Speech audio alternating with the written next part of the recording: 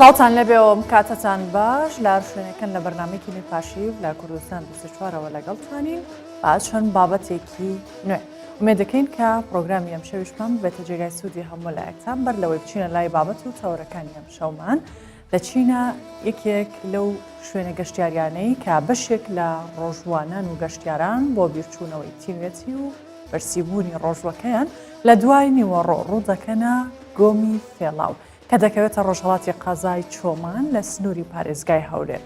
ڕۆژوانان و گەشتیاران لە گۆمی فێڵاو لەگەڵ دیمەنە ناوازەکان و جوانی سروشتی ناوچەکە تێکەڵ دەبن و دەرونیان ئاسوودە دەکەن. بەشێکیان لە ژێر تریفەی مانگەشە و بەربانگ دەکەنەوە و بەشێکیشیان شەوان لەو سروشتە جوانەدا دەمێنەوە.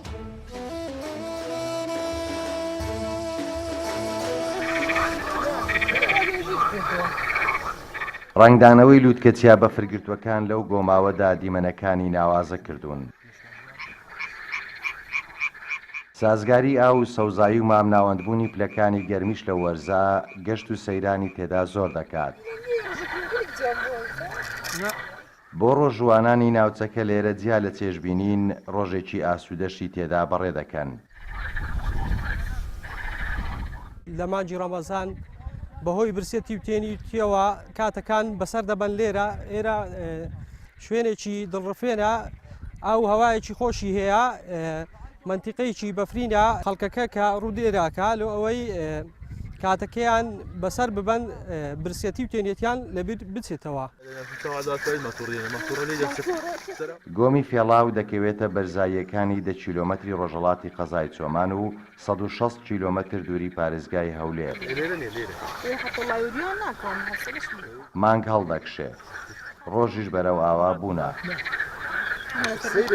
کاتی کۆتایی ڕۆژێکی ڕەمەزان نزیک بۆتەوە. ئەوانەی لێرە بەربانگ ناکەنەوە بەرەو ماڵ دەبنەوە. گەشتیار و شاخڕەوانی نیازی مانەوەی شەویان هەیە ئێستا هاتوون. کە بە ڕۆژش بوو لە ناو سیارە بەڕاستی هیلاک دەبی تۆزە گەرماش بوو توێنەتی تینت بۆ دێنین. ئێمە کاتینەوە دەبەرە جوانەی گۆمی فێڵاو بەڕاستی دیمەنێکی زۆر زۆر جوانی هەیە تا بڵێ زۆر دڵگیرە چەندی سەیری دەور و پشتی دەکەی دڵت لی ئاسوودە دەبێ. ئەو ڕۆژ کەمە هاتوینە و دەبەرە جوانە بڕیارماندایە کە بەربانگ لێرە بکەینەوە ڕۆژەکان لێرە بشتێنین. لە شارەکانی هەولێر و کۆیە و سلێمانیەوە هاتوون. درەنگ کەوتون و بەفەلە ژەمی ئێوارە ئامادە دەکەن. دوای نوێژ دەیانەوێت لە ژێر تریفەی مانگ چێژ لە خواردن و دیمەنەکانی وەربگرن. لەگەڵ نزیکبوونەوەی بانجی ئێوارە و ئاوابوونی خۆر خەڵکی ناوچەکە بەرەو ماڵ گەڕاونەتەوە. بەڵام ژمارەیەک لە گەشتیاران ڕێگەی دووریان بڕیوە بۆ ئێرە بۆ ئەوەی لەژێر ڕۆشنایی مانگ چێژ لە دیمەنەکانی ئێرە ببینن. تەیفور محەممەد کوردستان 24 گۆمی فێڵاو دەڤەری باڵەکەتی.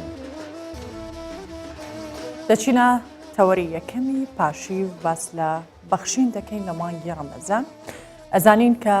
لە سەرەتای هەموو مانگێک و لە کوردستانیش خۆشبەختانە کەسانێکن لە مانگە خێر و بەخشینەکەن و هاوکاری ئەو کەسانەکەن کە پێویستیان بە یارمەتی هەیە. زانین کێتوانێت ببەخشێەوە لەسەر کێ پێویستە و بە کێ ببەخشێت و چی ببەخشێت. بۆ قسەکردن لەسەر بابەتە لە ستۆدیۆ لەگەڵ ئێمە مامۆستا سەید محەممەد خەلیل پێشنوێژ و تەرخێن ئامادەیە. مامۆستام کاتت باش زۆر بەخێر بێ. خۆش بی سەلامەتی خوافمان کە یا ڕەبی. مامۆستا سەرەتا پرسم بەخشین چیەگرێتەوە یان واتای چییە؟ بەێ طبعاً بەخشین لە ئیسلامدا کە بە تایبەتی پێغەمبەرمان صلی الله علیه و سلم زەکاتی دانا لەبەرەوەی لە ئاینەکانی تر کە ئەوانش مەسەلەن زەکاتیان هەیە لە عومر جارێک دەدەن یعنی لە هەموو تەمەنیان جارێک دەدەن بەڵام ئیسلامەتی کە وەکو بلین اقتصادی ئابووری مسلمانەکان باش بیتن هەموو ساڵێک کە مەبلەغە پارەی هەبوو ئەو مەبلەغە پارەیە زەکاتەکەی دەربکاتن یان سەدەقەی بکاتن بە تایبەتی لە مانجی ڕەمەزاندا سەدەقە زۆر زۆر خێرە یەک سەدەقە بە 100,000 یعنی ئەجر و سەواب دەنووسرێتن یعنی سەدەقەیەک ئەگەر یەک دنکە خوڕمایەک پێغەمبەر صلی الله علیه و سلم دەفەرمێ اتقوا النار ولو بشق تمرة ئەگەر یەک دنکە خوڕمایەک ڕۆژوەوانێک کە ڕۆژوەکەی بشتێنیتن بە 100,000 خێر بۆی دەنووسێتن یعنی شتێکی کەم ئەوزە ئەو مانگە مانجی ئەجر و پاداشە پێغەمبەر صلی الله علیه و سلم دەفەرمێ ئەگەر هاتو یعنی سنەتێک بە 700 حیسابە بۆتان 700 دەڕوا زیاد دەبیتن بەڵام خوای گەورە لە قورئانە دەفەرمێ لن تنالوا البر حتى تنفقوا مما تحبون کەس ناستە بەهەش تاکو ئینفاق نەکە خێرێ نەکاتن سەدەقەی نەکاتن نەداتە موسڵمانن یعنی دەبی ئەو مانگە مانجی خێرە مانجی ئەوە نییە دەوڵەمەندەکان لە مالێ دانیشن بێنە مزگەوت و نوێژەکانیان بکەن واللهی بەس نوێژ لەسەرمان فەرزە لەگەر نوێژی پێویستە دەستیان هەندێک بکەنەوە بۆ فەقیران بەڵکو ئەو یعنی بێوەژن و کەم دەرامەت و ئینسانی فەقیر سوودیان لێ وەربگریتن کە دوعاش بکەن بۆیان دوعای بکەن لەبەرەوەی خێرکردن مەسەلەن ئەگە خێری کرد ئەو فەقرێ دوعای بۆی کرد چەند نەخۆش بێ ئەو نەخۆشە لەسەری لا دەچیتن و ئاەتمان زۆر هەیە لەسەر بەخشین حەدیثمان فەرمودەکانی پێغەمبەر صلی الله علیه و سلم زۆرە بە تایبەتی پێغەمبەر صلی الله علیه و سلم دەفەرمێ ئەگەر یەکێک هات و سەدەقەی کرد خێری بکە سەدەقەی بکە بداتە خزمەکانیشی لەبەرەوەی دوو خێری بۆی دەنووسرێت لە دوو خزمەکانی بگەڕێت چیان فەقیرە خێری پێ بکاتن سەدەقەی یعنی بداتێ یان زەکاتی بداتن ئینشاء الله تعالی ئەوە وەکو بڵێن دوو خێری بۆ دەنووسرێ ئینشاء الله تعالی بەڵێ مامۆستا خەڵک چی ببەخشێت باشە هەندێک جار کەسانێکن بۆ نمونە خوانێک ئامادەکەن بۆ کەسانی کەم دەرامەتیان بە پارە هاوکاری کەسێکەکەن یان بۆ نمونە زانین لە کۆتا ڕۆژەکانی مانگی ڕەمەزان ئاژەڵ سرە بڕێت کامیان لە هەمووی باشترە یان خەڵک چۆن بزانێت چ جۆرە خێرێک بکات لەرێدا لە فقی ئیسلامەتی یعنی فقه یعنی تێگەیشتن لە فقی ئیسلامەتی ئیسلام باس کردو ئەو نەفەرە پێویستی بە چ هەیە دەبی ئەو شتە بۆی دابن بکرێتن مەسەلەن نەفرێک نەخۆشە پێویستی بە عملیات هەیە فەقیرە یعنی دەستی کورتە لێرەدا ئەو دەوڵەمەندە کە زەکاتی هەیە زەکاتەکەی بداتێ تاکو عملیاتەکەی بکاتن یانیش وەکو بڵێن کەم دەرامەتە یان سەقەتە پێویستی بە سیارەکی هەیە کە ئەو سیارەی کە لۆ خۆی چای کاتەوە پێی هاتووی بکات یعنی دابینی بکات کە بە خۆی ئەو نەفەرە کە سەقەتە دەبی ئەو دەوڵەمەندە کە زەکاتیدا دەبی بزانی فەقیرەکە چی دەوێت ئەوی بداتێ پارەی ویست پارە زەخیرەی ویست لە مالی خواردنی نەبوو زەخیرە یعنی خواردنی مەسەلەن بداتێ کە زەخیرەی بۆی بکڕیتن ئەگەر هاتو خانی نەبوو پێویستی بە خانی هەبوو بە خۆی سنەت وایە ئیمامی ئەبی حەنیفە و شافعی کە ئەوانە صاحب مەذهبن کە لە قورئان و فەرمودەی پێغەمبەری وەریان گرتووە ئیجتیهاداتیان دەڵێ باز دەکەن فەقیر ئەوەیە مەسەلەن کە دەوڵەمەندێک زەکاتی دا فەقیری ئەو فەقیرە ساڵی داهاتوو زەکاتی وەرنەگری بەڵکو بە خۆی زەکاتی بداتن ئەوە زەکات نییە مەسەلەن 5,000 و 10,000 وەرە ئەو من زەکاتمدا نەخێت دەبی ئەو فەقیرە دەوڵەمەند بیتن ساڵی داهاتوو بە خۆی مساعدەی باشە هەندێک جارە و کەسانەی زەکاتیانێ مامۆستا بۆرە قسەشەکەی بۆ نمونە کەسێک بڕەپارەیەکی زۆری هەیە کە ئەبێت بە زەکات و بێ بیات بە خەڵک بەڵام دابەشیەکە وای لێکات کەیتر کەس ناتوانێت هیچی پێ بکڕێیان پێویستی ئەو کەسانە پڕ ناکاتەوە پێویستە ئەو کەسە چۆن خێرەکەی دابش بکە بۆ نمونە مەرجە بیدا بە چەند کەسێک و بڕێکی کەم بێیان بە یەک جاربی یا بە کەسێک بەخۆی شریعەتی ئیسلام دایناوە یعنی کە زەکاتدان کە ئەمە تێگەیشتینە لە کوردستاندا مەسەلەن مەبلەغە پارەی هەیە دەفتەرێکی هەیە ئەو دەفتەرێ وا دەکات دەداتە 100 نەفەری یعنی هەر نەفەری وەرەقەک $100 کە جێی ناگریتەوە ئەو $100 جێی ناگری ڕاستە زەکاتیدا بەڵام ئەو فەقیرە ئیستیفادەی لێ وەرنەگرت بەڵام ئەتوەرە کامل بیدە کە بتوانی یعنی لە فەقیراتی دەربچیتن ساڵی داهاتوو دیسە ئەو نەفەرە زەکاتی وەرنەگری بەخۆی ئیسلامەتی کە پێغەمبەر صلی الله علیه و سلم ئەوها دایناوە یعنی زۆر تەکید دەکە ئیمام شافعی ئیمام ئەبی حەنیفە لە کاتی زەکاتدان یعنی کەم نەبی ئەو فەقیرە حتى داخی زەکاتی وەرنەگریتن یعنی وەزعی بگۆڕدرێ بۆ باشی یعنی ساڵی داهاتوو بەخۆی مساعدەی فەقیران بکاتن ئەوزە بەس بەڵام ئیمە تێنەگەیشتونە یعنی چ دەکەم ئەگەر هاتو مەبلغە پارەیەک بوو دەوێت خەڵکەکی زۆر نەفەرێکی زۆر یعنی زەکاتی بداتێ بەس لۆ شوهرەت کە مەشهور بێ ئەمە زەکاتی دەدام یان ئەمن خێرێ دەکەم ئەو دەبتە ڕیا نابتە یعنی زەکاتدان بەڵام زەکاتیش کو دەدرێتن دەبی کەس نەزانیتن يعني في صلى الله عليه وسلم دفرمي أن تنفق باليمين ولا تعلم شماله يعني بدست راس بداتن دست تسبي نزاني يعني خلق كز نزاني خيزاني كش نزانيتن كزكاة دداتن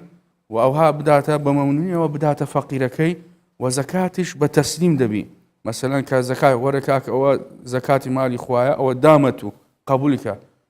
يعني بلي بممنوني لهم قبولك أوش دبي وري بيقول بلي قبولك بلان فقير بي بلان أما سن أصنافك من هي الزكاة يعني بيدتستن فقيرة مسكينة قردارة مؤلفة قلوب وأنا نوي مسلمان دبن لغير مسلمان نوي مسلمان دبن زكاتي عند دريت تاكو بردوام بن لسه باش هەنێ جارە وترێ بۆ نمونە و کەسە باری تەندروستی زۆر باشە هیچ نەخۆشیێکی نییە بەڵام بۆ نمونە کرێکارێکە ناتوانێت بژێوی خێزانەکەی بە تەواوی پەیدا بکە خەڵگەڵێ خێری پێ ناشیان خێر بۆ ئەو کەسە نابێ چونکە سەحەتی باشە و گەنجەوە توانێت کار بکە ئایا من ڕاستە؟ بخۆی لە مەذهب ئیمام شافعی دەڵێ يعني كقولتشي هي قولتشي دلي او كسمادم ئیشێ دەکاتن بە شەرتەچ يعني ئیشێ دەکە مادەم دەتوانی خۆی بەخێوکە دەتوانی بە چەند ساڵێک خۆی يعني ئیشێ بکە دەوڵەمەند بیتن ئەوە زەکات پێ ناشێ بەڵام لەو زروفەدا لەو زروف ئەمە تەماشای واقعی بکەین واقع لەو زروفەدا مثلا ڕۆژێک ئیش هەیە ڕۆژێک نییە يعني وشی پێشانە شاری گەورە بووە خەڵکەکی زۆر هاتە ناوێ يعني وەکو بڵێن وشی پێشان نییە ئیش بەئەنواع ئیش هەبیتن لێرەدا يعني دەبی تەماشا واقعی خۆمان بکەین عولەمایەکان پێی دەشتێتن لۆ کرێکارە مەسەن ئەوڕۆ ئیشی هەیە بەیانی نیتی دوو بەیانی مەسەن لە ماڵی دانیشتووە کە بدرێتن ڕاستە گەنجە و جاحلە و لەسەر تااقەتی خۆیە و دەتان ئیشێ بکە بەڵام ئیمام شافعی دەڵێ دەماوەکی کەم ئەگەر توانی ئیش کرد خۆی دەوڵەمەند کرد باوەڕ نەگریتن کە دەوڵەمەند وەرنەگری بەڵام گەنجی ئەو زەمان هەیە 10 ساڵ ئیشێ دەکاتن دەوڵەمەند کێ خۆ بەشێکی زۆری خەڵک هەژارن بەڵێ دەوڵەمەند بە کێ وترێ دەوڵەمەند بەو کەسەی دەگۆترێ کە وەزعی باشە مەسەلەن ئیمکانیەتی زۆری هەیە ماڵ و منداڵی پێویستیان بە هیچ نییە خانی خۆی هەیە و منداڵەکان یانی احتیاجاتیان هەموو شتێک یانی تەواوە و پارەی زۆری هەیە لەلای یعنی لەلای خۆی هەیە ئەو پارە ئیش پێ دەیەخیتن و قازانج دێتە سەری دەتوانێت هەموو ساڵ زەکاتی بداتن ئەوە دەوڵەمەندە ئەو کەسی بۆ نمونە و پارەی پێیەکە بەشی بژێوی ژیانیانەکە و پێویستیان بە کەسی ترنی ئەمانە خێریان پێ قوبوڵیان پێیان ئەشێ بوانە دەگۆترێ ینی مسکین ینی ئەوەندەی مەسەلەن وەکو مۆزەفەکی بچووک ینی مەعاشەکە وەردەگەن دەگاتە سەرە مانگ بەڵام ناتوانانی شتێکی لۆ مالی بکڕیتن یان شتێکی زیادە بکڕیتن بەوانە دەچیتن مۆزەفی بچووک ئەوانە پێیان دەچی زەکات چووک و هەر مەعاشەکەیان ئەوەندەیە بەوانە دەگۆترێ مسکین فەقیریش فەقیر معنای چیە لەمە باسییان کردووە پێناسەیان کردووە خواردنی شەو ڕۆژێکی نییە مەسەلەن ئەوڕۆ نانی خوارد بەیانی خواردنی نییە یانی شەوەکە و بەیانیەکەی خواردنی هیچ نییە بخواتن بۆی دەگۆترێ فەقیر دەرەجەک پاشوی مسکین دێتن مسکین کە یعنی پێویستی بە کەس نییە زەلیل نابیتن بەڵام هەندێک شتێ دەوێت بکری پێی ناکرێتن یعنی دەوێت مەسەلەن سیارەکی بکڕی کە پێی هاتووی بکاتن یان هەندێک پارێ هەیە هەندێکی پێویستە کە خانێکی 100 مەترێکی بکڕی کە قوتاربی لە کرێچیاتی بۆی دەگۆترێ مسکین باشە قەرزاریشمان هەیە غاریمین قەرزار دوو نوع قەرز هەیە قەرزارە دەبینی کابرا مبەذیرە سەفیها یعنی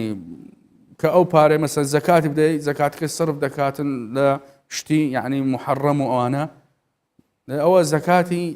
نادرێتێ بە شەرتە دەبی وعدی بداتە ئەو کەسێک کە تۆبەی بکە واز بینی لەو شتانە کە سەفاحەت و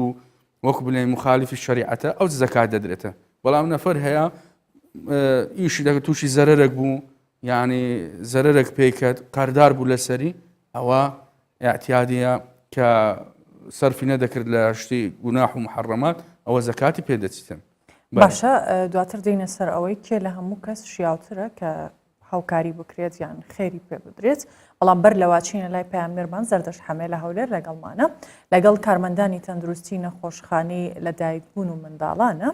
زەردەشتم کاتت باش پێمان بڵێ کە کارمەندانی ئەو نەخۆشخانەیە بە تایبەتەوانەی ئێشگرن چۆن کارەکانی خۆیان بەڕێەکەن و چەندە ئەتوانن وەک پێویست هاوکاری نەخۆشەکانی ئەو نەخۆشخانەیە بکەن. دەم باش سارا ئێوار باش بووتە و میوانێتەژی بیگومان ئیشەڤژی ئەم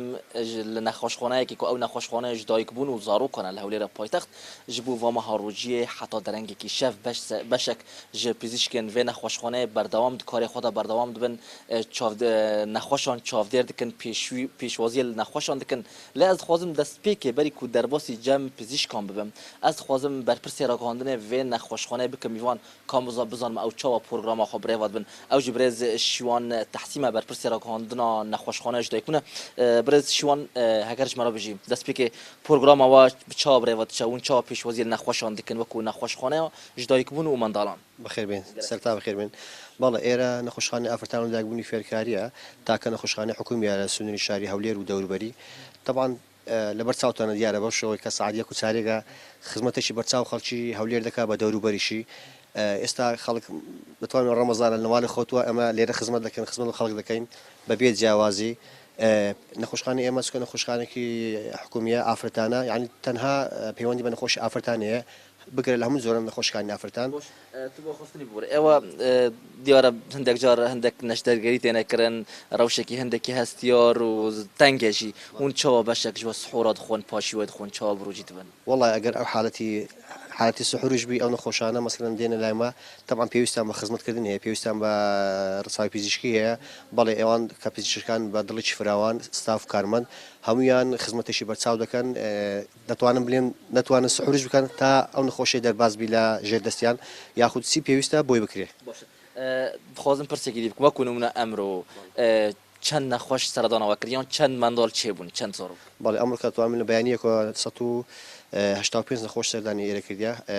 نزیکەی 90 نەخۆشیش کە لێرە خوێندراون gelek spas brez şiwan tehsîma ku berpirsê ragihandina nexweşxaneyê ji dayik bûn û zarokan sara ez dixwazim derbasî vê odeyê bim ev jî ku nexweş tên verkê serdan dikin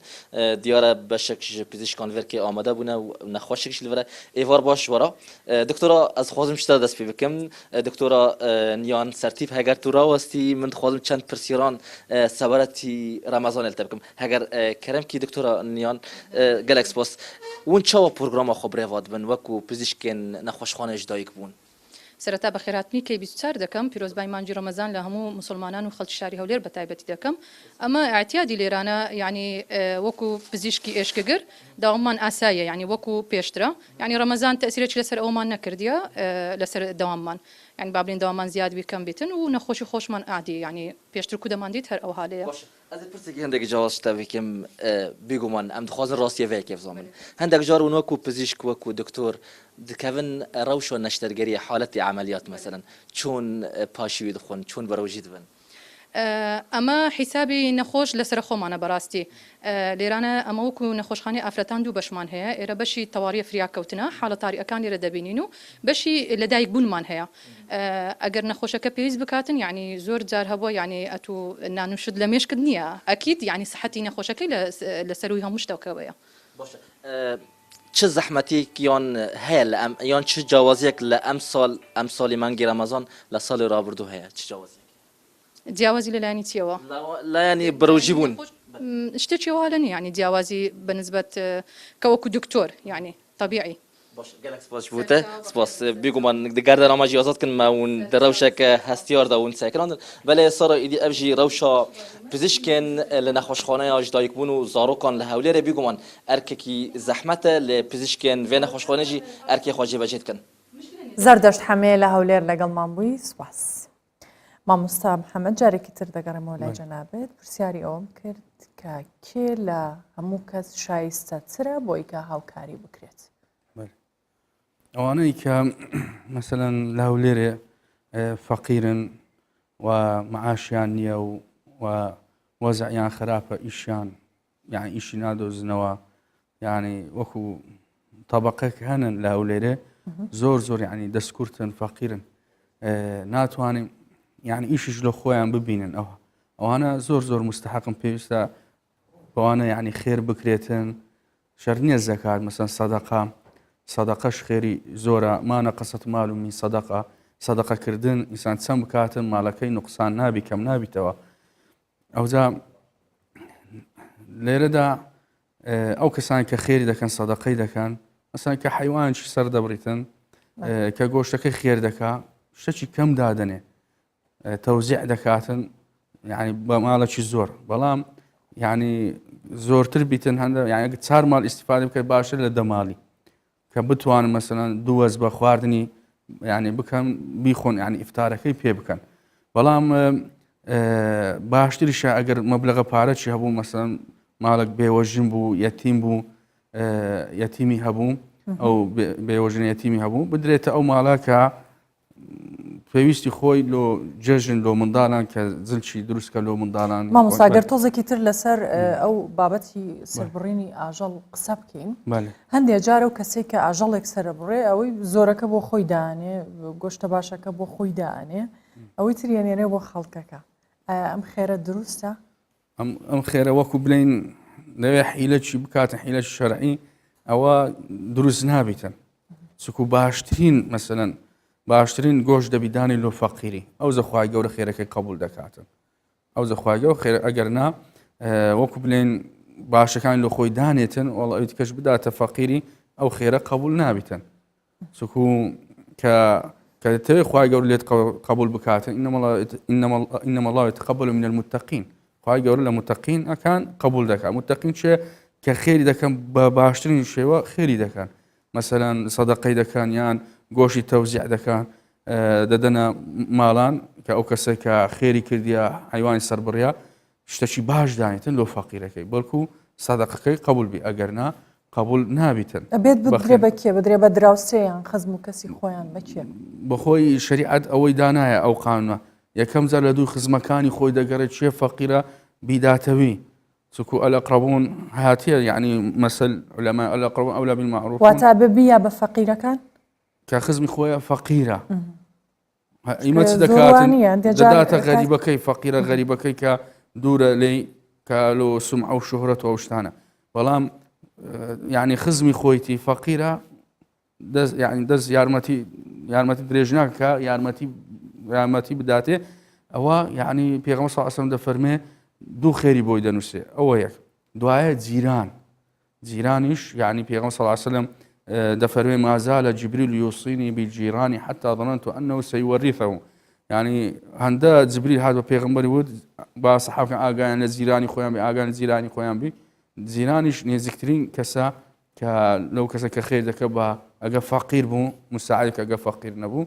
ینی پێویست ناکاتن نەک بەس ئەوە ئەمە دەتانین زەکاتی دەربینە حتى خێرکردن سەدەقە بە کافر دەچی ئەگە فەقیر بوو بە غەیری موسڵمانیش دەچیتن وەکو عومەری کوڕی خەتاب جزیەی دانا مەسەڵەن بۆ غەیری موسڵمان کە جزیەیان دەدا عومەر خەتاب لە بەیت المال مەعاشی بڕی بۆ ئەو غەیری موسڵمان کە پیر بوو اختیار بوو لە تەمەن گەورە بوو کە سوودی وەربگریتن واتە ئەگەر بۆ نمونە مامۆستا لە مانگی ڕەمەزان کەسێک هەیە هەژارە بەڵام لە ئاینێکی دیکەیە خەڵک ئەتوانێت خێرەکەی بدات لە سەدەقە خێر مساعدەی بکاتن ئێستا وەکو مزگەوتی شێخی چۆلی ماوەک ئەو نازیحانە هاتبوون لای بەرتڵە و ئەو لای حەمدانیە ئەوانە کە غەیری موسڵمان بوون دەهاتن خواردنیان دەبرد سەدەقە دەبیتن پێیان دەچی سەدەقە و بەس یەکەم جار موسڵمانەکە یعنی کە احتیاجی مثلا تەواو بوو موسڵمانەکان دوایە مرتبەی دووەم ئەوانن کە مەسەڵەن سەدەقەتانی خێریان پێ بکەی ئەوە دەبیتن بەڵام زەکات بەس بۆ موسڵمانان دەبیتن زەکاتدان دەدرێتە موسڵمانە کە ئەوە حەقی موسڵمانانە کە وەرگرن بە خۆیان بەڵێ باسی ئەو کەسانت کرد کە بێوەژنن یان هاوسەریان نییە یان منداڵی هاتیون هەندێک جار ئەوترێ گەر لایەنی داراییان باش بوو پێویست ناکە خێریان پێ بکرێت ئایا ئاسایی ئەگەر خۆشی باری دارایی باش بوو خێری بدرێتێ ئەگەر وەزعی باش بوو مەسەلەن کە پێویستی بە خێر و خێرات نەبوو بە سەدەقەوە باشترە بێوەژنشکە کە وەزعی خراپە منداڵی هەیە یعنی زۆر هەیە ئەوها بێوەژن هەیە کە مێردەکەی وەفات کردیان یانیش بەجێی هێشتیا یان متەڵەقەیە لە ماڵێ بەتەنیا کرێ خانی دەداتن ئەگەر ساحب منداڵی مەسروفی مالی دەکاتن و هەندێک ئافرەتە ئیشێش دەکاتن زۆر ئافرەتە بوو یعنی لەو ماگە ماجی ڕەمەزان ئەم لە مزگەوتی بوومە هاتیە مامۆستا ئەمن پێش ڕەمەزان ئیشم دەکرد کرێ خایم دەدا دوو منداڵ مەسروفم دەکرد بەڵام ئێستا ئیش مەسەر ڕەمەزانە ئیش نییە ئەمنیان بەڕێ کردیا چ بکەم باش ئەمن یعنی عیلازەکەم یعنی بۆ بکەن دەوڵەمەندە ئینسان چاکێک کە خێرم پێ بکاتن بتوانم ئوموری ژیانم بسوڕێنم ئوموری ژیانی خۆم بسوڕێنم ئەوجا پێغەمبەر صلی الله علیه وسلم دەفەرمێ الساعی على الأرملة واليتيم كالمجاهد في سبيل الله يعني یارمەتیدان یەتیم و بێوەژن وەکو ئەو کەسەوەی کە لە پێناوی خوای گەورە غەزای دەکات جیهای دەکات بەرامبەر یعنی کافرەکان خێری ئەوەندا گەورەیە بەڵام بەداخەوە یعنی تەماشا دەکەن ئەو ڕەمەزانە دەوڵەمەندەکان کزن یعنی حتى ئێستا هیچ یعنی دەستیان پێ نەکردیا ئەمە لە چاو پێشترە یعنی ڕەمەزانەکانی پێشتر باشتر بوو لەو ڕەمەزانەی و دیارە فەقیرەشی زۆر پەیوەندیمان پێ دەکا مامۆستا وەڵا کاکە هیچ نییە حتى ئێستا کەس نەهاتیە شتێکی دانە نایە کە بۆ دانین کە بێی لە مزگەوتە بی لە خۆت یعنی مەسروفی خۆت بکەیت ئەوجا بەس ڕەمەزانی ڕابردوو باشتر بوو پار باشتر بوو بەڵام ئێستا مع الأسف مثلا اعتقاد ئیمانەکە زعیف بووە یعنی تەماشای ئەخباری دەکەین ئەگە ئەخبار باش بوو وەزعەکە یعنی باش ئەگە ئەخبار هەندێک ئەوە بوو ئەوانیش دەستی خۆیان دەترسێن دەگرن دەڵێن نەکوم شتێک ڕوو بداتن لۆ ڕۆژی ڕەش ئەو پارەیە هەڵبگرین هەندێک بەڵام ئەمە دروستە ئەوە دروست نییە چکە ئەوە مافی یعنی فەقیرە دوایە زەکات دەرهینان لە ماڵ مەسەلەن دەبینی ئینسان معاملەی کردی حرامی تێدا شوبهەی تێدایە کە ئەو زەکاتی دەردەینی ئەو ماڵە ساف دەبیتەوە یعنی شوبهە و حرام دەردەچی لە ماڵەکەی خۆی دەدرێتە لۆ فەقیرەکەی حەلالە بەڵام بەخۆی ماڵەکەی خۆی ساف دەکاتن پاک دەبیتن ئەو ماڵە مەحفوظ دەبیتن یعنی خوای گەورە وعدی دات ئەو کەسانە کە هەموو ساڵە زەکات دان یەک ماڵیان زیاتر بیتن و هەروەها ئەو ماڵە مەحفوظ دەبیتن يعني هیچ نادەزرێتن و زەرمەند نابن ئینشاء الله تعالى باشە مامۆستا لەبەرەوەی ئاماژەت بەوە کرد تا ئێستا بەو شێوەیە هاوکاری کەسانی هەژار ناکرێ چی بە مسلمانان ئەڵێ یان لە ئاینی ئیسلام چی بە مسلمانان ئەڵێت بە تایبەت لە مانگی ڕەمەزان بۆی هاوکاری کەسانی دەوروبەریان بکەن عولەمایەکان مەسەلەن دەتوانن یعنی باسییان کردووە ئینسانی کە خوای گەورە ئەو نیعمەتەی دایتێ کە دەوڵەمەندە دەوڵەمەند بووە کە دەرگای ڕزقی بۆی کردەوە کە گەشتە مەرتەبەی حەدەچی کە دەوڵەمەندە لۆ عولەمایەکان لە مانجی ڕەمەزانیان وای کرد کە موسڵمان سەدەقەی بکاتن و زەکاتی بداتن لەبەر وەی لەو مانگەدا مزاعەفە بە زۆر یعنی بە زۆر دەنووسێت بە حیسابەکی زۆر یعنی بە خێرەی زۆر دەنووسێتن ئەو کەسە کە خێر دەکە لەو مانگەدا پێویستە بەڕاستی یعنی پێویستە مسلمانەکان دەوڵەمەندەکان یارمەتی فەقیرەکان بدەن فەقیرەکانیش یعنی یارمەتی فەقیرەکان بدەن یعنی گەنجێک مەسەلەن تەماشا دەکەیت لەبەرچی پارەی نییە و ئیشی نادۆزیتەوە دوای دەچی خۆی دەکوژی ئینتیحار دەکاتن خۆی دەکوژیتن بەداخەوە ئەوە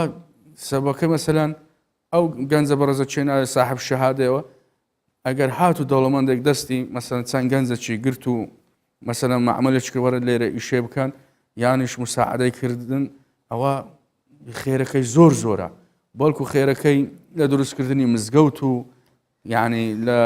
وەکو بڵێن هەندێک خێر بەخشین هەیە لەوانە خێرترە زیاتر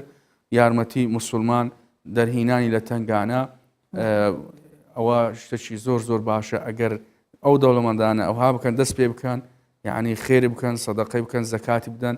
خەڵکی هەولێرێ مرتاح دەبیتن و ئەو فەقیر فوقارانە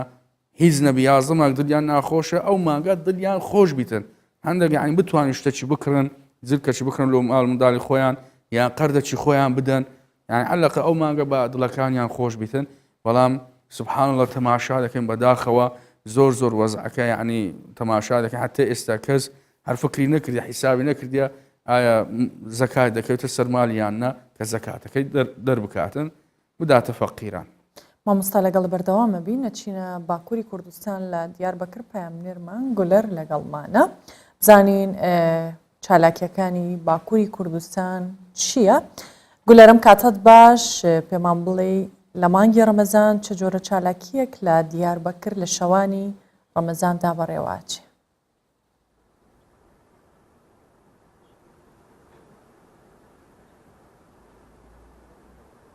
شەف باش سارا ئی شەف مەخواست ئەم ناوبەرێکە سترانên کوردی نەوایên کوردی بدin ji bo vê jî em îşev bûne mêvanê hunermendekî herêmê ku li Diyarbekirê û li Bakur jî baş tê naskirin taybetiyeke vî hunermendê heye ji zarokatiya xwe û heta niha heyraniya wî ya ji bo şivanperwer heye ji ber ku zêde dike hem şibiyaya wî hem dengê wî şibiya wî hem stran û newayên wî gelek zêde bikartîne ji ber vê yekî jî wekî şivanperwerê Diyarbekirê tê naskirin em ên ha biçin berpê û bixwazin ku ji bo îşev ji bo bernameya me îşev ji bo me yek du stran jî bibêje û bi vî awayê tevkariya me û mazûvaniya me bike. Şeva ve bixêr be. Bixêr û xweşî be te sera ser çavara hatin. Peyama we ji bo Remezanê di destpêkê de ez dikarim bigirim. Ev Remezan û zanîke ku mehkî mübarek e. Divê meha mübarek da el gelê me gelek pîroz bixêr dikim. Bi vê münasebetiyê jî divê meha Remezanê gerekî em bi mehekî kûsa bi rûmet e vê xatirê meha Remezanê em ji hev re başîtîkî bikin, aşîtîkî bikin, rehmê bikin. Ez li ser wî tabî em pir karin xeber din zamanê we xwe em naxwazin zamanê we em bibirin. Hezkirina we ya ji mamoste şivanperwer çend sal e çawa dest pê kir û ev şibandina dengê we bi çi awayî we kevşkirin dikarin hinek qal bikin? Şivanperwer em tabî gede bûn em li gund bûn. Li gund îja zanin ku elektrîk tişkî tune bû. Ceylan tune bû. Fakat teybê me bi pîl hebûn. Me lê dixistê sadece di zimanê me jî ku me çavê xwe vekir me bi şivanperwer vekir. Goyê me bi dengî yî me seh kir. Îja ji ber wê xatirê em bi dengî bi gotinê wî tefekkürî wî em bi vê hewayê mezin bûn û me jî kire ji xwe re hewê rûmetekî yani çünkü şivan li ba dilê min rûmetekî mezin e. Ez dixwazim wê rûmetiyê em jî dewam bikin ji xelkê xwe re bidin zaneyî yani. Em dixwazim bira xelkê me bibîse yani gerçekten şivan ji bo gelê me pirê tişta kiriye bi dengê xwe, bi edeba xwe, bi kultura xwe xelkê me Kurd anî ziman li dervayê welat jî. İja bi rûmetekî pir mezin e. Ez silav û hurmet jî jê re dikim. Ez bawerim ku gelê me jî wê deyra wî zaneş xwe jê hez dikin jî bi her hewayê rûmetiya wî heye ji me re. Bikar bin ji bo bînerên me stranên şivanperweriyên ku yek du do bibêje. Divê meha mübarek da û zanin ku gerekî gavadin jî min got gerek em rehmê bikin. Beriya ku me got em rehmê bikin berî her tiştî li dê û bavê xwe em rehmê bikin. Kilamekî şivanperwer heye li ser dê û bavê jî dibêje ka ez wî ji we re bêjim. Kerem.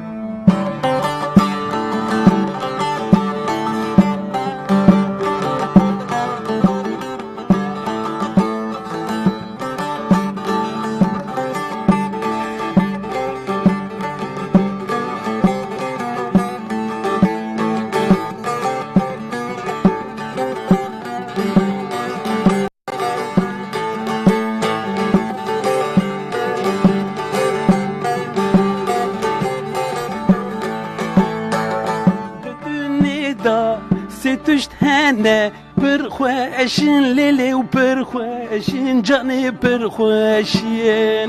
yek jî dayê yek jî bavê wê yek yare lêlê yek yare canê yek yare bêdê nabe bê bav nabe yar xweşe lêlê û yar xweşe bêdê nabe û bê bav nabe yar xweşe canê û yar xweşe.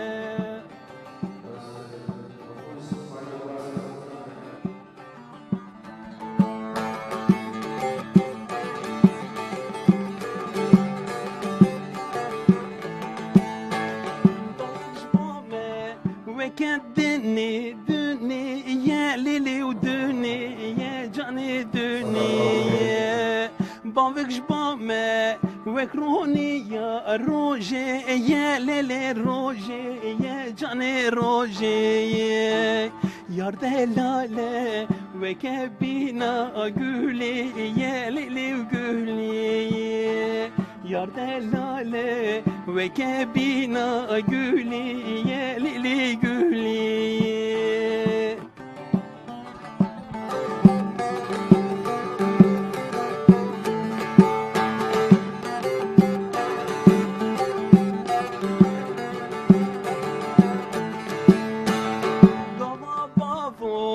خورد بوش خورا یارانی لیلی و یارانی جانی یارانی دای باو ببینه مالدانی لیلی و مالدانی جانی و مالدانی و بون نرگز گل و ریحان چه مکانی و بون نرگز هلین کرچه مکانی ددونه دا ستشت هنه برخوشن لیلی و برخوشن جانه برخوشن یک جی دایه یک جی باوه یک یاره لیلی و یک یاره جانه و یک یاره بده نابه به باو نابه یار خوشه و لیلی و یار خوشه بده نابه به باو نابه یار خوشه جانه یار خوشه هم گلک سپاس کن هم جبو مازوانیا و هم جبو سترانین و سپاسی خوش سر چواراتن چواوی من خوشی دا گلک سلاو و حرمت بله سارم ایشه میوان مالا هنرمند یاشار کاپلان بون هم به ستران خو هم جی بحث کردن خویاج با شوان پرور ام ایشه بون میوان استودیوی گولر لا دیاربکر لەگەڵ مابووی سپاس بۆ تۆ سپاس بۆ میوانەکەشت مامۆستا دەگەڕێمەوە لای جەنابەت پرسیاری ئەوە بکەم هەندێک کەس هەیە کاتێکە کەسێک ئەوێت هاوکاری بکات لە کاتێکە زۆر پێویستی پێێتی بەڵام هاوکاریەکە قبول ناکات ئایا ئەمەش دروستە؟ لێرەدا یعنی زەرەری لە خۆی دەداتن باشتر مەسەلەن کە ئەو کەس هاوکاری دەکەن وەری بگریتن بەڵام خوای گەورە لە قورئاندا باسی کردووە ئەو سنفە یعنی نەفەرانە ولا يسألون الناس إلحافا کە لە سوورەتی بەقەرە داتوە یعنی تەماشای دەموچانیان دەکەی فەقیرە یعنی ڕەنجی زەرد هەگەرایە بەڵام عزت نفسی هەیە وەرناگری لە کەس ئەوە یعنی زەرد لە خۆی دەدا و لە ماڵ منداڵەکەی خۆی دەداتن بەڵام کە نیتی مەسەلەن با وەرگریتن ئیستیفادەی بکاتن کە وەزعی باش بوو لە مستەقبل وەزعی باش بوو ئەو کات دەتوانی وەرنەگریتن بەڵام ئەو کەسانش کە زەکاتیش دەدەن یعنی ئەو نەفەرە مەسەلەن کە دێتن غێر پێویست پێ هەیە دەڵێت زەکاتم بدە ئەگەر نا کو تەنازول دەکا کو دەڵێ ئەمن فەقیرم نیتم و هەشە مەسەلەن یعنی وەکو بڵێن ئیستیغلال دەکە وەزعەکە فەقیر نییە وەکو تیجارەتێک ئەوانش هەیە ئینسان دەبی زیرەک بی بزانیتن چێ مستحقە چێ مستحق نییە چکو حەقی مافی ئەوانی دی نەخورێتن فەقیرەکان کە ئەو کەسە کە دێتن کە دیارە مستحقە زەکاتی بداتن نای بە چاو سوچی تەماشا بکە یان بە ئیهانە لەگەری قسەی بکە یان نەفرەکەی ئیهانە بکاتن عنی بەداخەوە زۆر هەیە ئەوها مەسەلەن کە زەکاتیش دەداتن بەرامبەری ئیهانە دەکاتن یعنی ئەوە حیساب کە زەکاتەکە چێ دەڵێ دەنووسێت لای خوای گەورە چێ دەڵێ قبول دەبیتن یعنی شکاندنی دڵی فەقیری ئەوها بەو نەوعی یعنی جائز نییە و مخالفی شەرعە بەڵکو دەبی ڕووی خۆش بی ئەسلوبی باش بیتن ئەویش نەفسە ئەویش ئینسانە ئەگەر هەیبی کو دێتە پێش دەرگای ئەو نەفرەی کە داوای زەکاتی بکە یان موساعدە بکاتن ئەگەر نایەتن لۆیە عولەمای ئیسلام و شەریعەت دەڵێ کە دەدا دەبی بە مەمنون ئەتو لێم وەرگری دەبی ئەوها پێ بلێتن ئەوش دەڵێ وەرم کرد قبولم کرد ئەو شتانە کە هەیە هەندێکیانیش ئیستیغلالیان کردی ئەو وەزعە وەکو بڵێن دەڵێ ئەمە فەقیر و فەقیریش نییە و فی سەبیل زەکاتەکەی وەرگریتن و هەندێکیان هەیە لە دوکانەکان دەگەڕێن لە بازاڕی یعنی مەزموعە ڕێزم ئافرەتن یان پیاون کە دیارن ئەوانە هەموو ساڵ یعنی دیان ئەوانە کە زەکاتیان پێ ناشێتن بەڵام هەندێک کەس هەیە کە دیارە یعنی مەسەلەن ناو هەولێرێ و معروفە کە فەقیرە دەبی بدرێتە ئەوان کە دەیان ناسن کە مستحقن ئینشاء الله تعالى خوای گەورە لە هەموو لایەکی قبول دەکەن ئینشاء الله تعالى. پاداشتی ئەو کەسانەی کە بەخشەرن یان هاوکاری خەڵکەکەن چییە؟ پاداشیان یعنی زۆر گەورەیە لای خوای پەروەردیگار، یعنی زۆر گەورەیە. پێغەمبەرمان صلی الله عليه وسلم دەفەرمێ لە حەدیثەکەیە ئەو کەسێکە سەخیە و خێری دەکاتن نێزیکە لە خەڵک، نێزیکە لە خودا و نێزیکە لە بەهشت، و ئەو کەسێک کە ڕەزیلە خێری ناکاتن ئەوە خەڵک ڕچی لێ دەبیتەوە دوورە لە خوای نێزیکە لە جەهەنەم. کە فەرمودەی پێغەمبەری داهاتوە صلی الله عليه وسلم. و ئەو کەسانە کە خێری دەکەن طبعاً خوای گەورە ئەرز و پاداشتیان بخۆی دەزانیت چۆن دەیانداتە دەستیان لە ڕۆژی دواییدا. یعنی لە دنیادا ماڵی زیاد دەبی و هەروەها لە قەزا و بەڵا دوور دەبیتن و خوای گەورە حەفزی دەکاتن و یعنی تووشی نەخۆشی نابیتن، ئەوە لە دنیادا کە جەزایەکەی دەداتەوە. لە ئاخرەتیش ئینشاءڵڵە جێگای بەهشتە ئینشاء الله تعالى و خوای گەورە بخۆی دەزانیتن چۆن یعنی ئەرز و پاداشتەکەی دەداتن لە ڕۆژی دواییدا. کاتمان نەماوە زۆر بە کورتی وەڵامم بدەیتەوە. چەند گرنگە کە بۆ نمونە کەسێک بۆ دایک و باوکی کە لە ژیانە نەماوە یان بۆ کەسێکی نزیکی کە کۆچی دوایی کردووە خێر بکات یان بۆ ئەو بیکە بەو نیەتە. طبعا خێرەی زۆر گەورەیە. پێغەمبەرمان صلی الله عليه وسلم دەفەرمێ إذا مات ابن آدم انقطع من عمله إلى 3: صدقة جارية، ولد صالح يدعو له، علم ينتفع به. واجبە فەرزە یعنی لەسەر منداڵ ئەگەر داک و بابی کۆچی دواییان کردبوو وەفاتیان کردبوو لەسەری واجبە جابەجە خێریان بۆ بکاتن، یعنی خێرکردن بۆ داک و باو کە ئەنەما لە دنیادا دەژین، یعنی لە ژیاندانا لەگەریان باشە، یعنی لەگەریان چاکەی دەکاتن. مەسەلەن خێریان بۆ بکاتن یان مزگەوتیان بۆ دروست بکاتن یان هەرچی کە ئەوە مەسەلەن یان بەڕادە ئاوچ لە مزگەوتی دانێتن یان مەعاشەکی ببڕێتی لۆ چەند نەفرەکی یان یارمەتی بێوەژن، ئەوە کە ئەنەما داک و بابی نەمردیە لە ژیاندانا چاکەیان لەگەر دەکەم معلم ئەوان کۆچی دواییان کردووە. ئەوجا وەفاداری لەگەر داک و باب کە ئینسان داک و بابی لەبیر نەکاتن دەبی سەدەقە جاریە و دوعاکردن و خێریش دەگاتە یعنی مردی، یعنی خێریش دەگاتە مردی. هەروەکو ئەحمەدی کوری حەمبەل باز دەکاتن قورئان خوێندن و خێر سەوابەکەی دەگاتە مردی ئینشاء الله تعالى. یعنی ئەرز و پاداشتێکی زۆریان دەگاتێ بە ئیزنی خوای گەورە. سید محەممەد خەلیل پێشنێژ و تارخوێن زۆر سپاس بۆ ئامادەبوونە. دەستخۆش مامۆستاخێرن گۆش بوون سوپاسان دەکەین کە ئەو دەرفەتاندا ئەمە لێرە میوان بووین. خوای گەورە هەموو لایەک موفق بکاتن. زۆر سپاس. لە مانگی ڕەمەزان یەک لە کللتورەکانی دیاربەکر ئاوی سووچەیە کە ئەمە لە کۆڵانەکان فرۆشیارەکان دەستگاکانیان ئامادە دەکەن و لەوێ دەیفرۆشن و فرۆشیاران دەڵێن ئەو ئاوا شەربەتێکی ڕەسەن و دەست دەهێنرێت. پێویستە ڕەگی داری سووچێ بەکاربهێنرێت. کڕاریانیش دەڵێن شەربەتی ئاوی سووچێ سروشتیە و تەندروستە و گەدەی مرۆڤ ئاسوودە دەکات. زانیاری زیاتر پێکەوە وەردەکەن.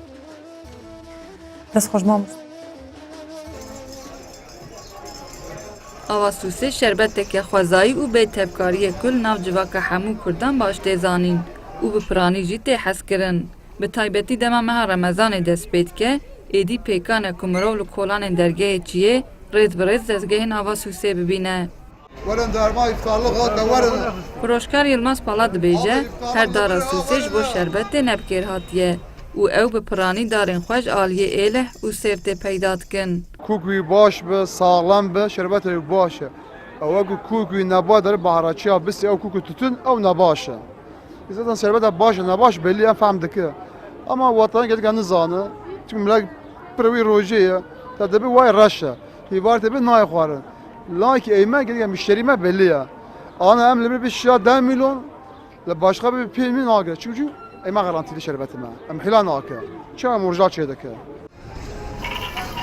Tehma ava sûsê hinek mire û şîrînahiya vê şerbetê ya xwezayî dibe sedem ku bi taybetî li ser sofreyên fitarê cihê xwe bigire. شربتا کجوان کوکن دارا سوسه تیب دستخستن شوک برته آماده کرن دا کرنگ و تحما خواه باش برده و رنگ شربت چقاس گرتی به افد به نشانه رسانی و تحما خوش آ شربته ولاتی تارک هانا زایجی دبیجه از زاروکاتیا خواه آوا سوسه ود خوم او و خوارنا آوا سوسه یک جکبنه شوپیانه کب دمیره وندانه بویه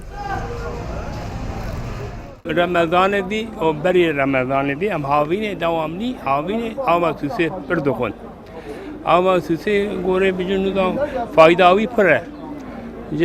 گرچکه مرا باشه بجه یعنی میده را باشه پروی من دیه بره و از چگیه و گده بم آوا سوسه هم دخون و دواملی دیاربکره رمضان دا پره رمضان آوا سوسه هر کس سینه آوا سوسه لگوری فروشکارانجی لگوری کریارانجی و لگوری پسپورن تندرستگیجی شیفاییه پسپور دبیجن جبو مهده جبو کخکه جبو شوبین سرمایه و گلک ایشن سوک درمانه هر فروشکارک لوی کولانه خودی مشتریین سالانن و هر کو ساعت بر بدان فتاری بدچه دانوستندن آوا سوسه جی زیده تردبه Güler Sarılı, Kurdistan 24, Diyarbakır. ئەوەی بینیمان راپۆرتێکی تایبەت بوو لەسەر ئەو جۆرە شەربەتەی کە لە دیاربەکری باکووری کوردستان دروست دەکرێت هەر لە باسی خواردندا دەمێنینەوە بەڵام باس لە شێوازی هەڵگرتنی خواردن